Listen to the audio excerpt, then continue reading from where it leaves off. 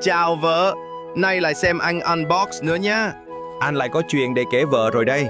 Hôm qua anh đổi tiểu sử, ai muốn hỏi rõ hơn về affiliate thì eBay anh, xong vừa lưu là bị ăn gậy từ TikTok ngay vợ ạ. Anh phải đi tìm cách khiếu nại xong đánh một giấc ngủ dậy mới được mở. Trông ạc anh như clone vậy, mà tên anh 7 ngày mới đổi lại được. Các vợ đừng quên anh nhé. Mà anh thấy bị vi phạm xong thì video của anh flop hẳn vợ ạ. Anh không biết nó có thể về lại như cũ không nữa. Vợ nào dành cho anh biết với. Hu hu. Giờ thì xem anh unbox nhé. Bye bye vợ yêu.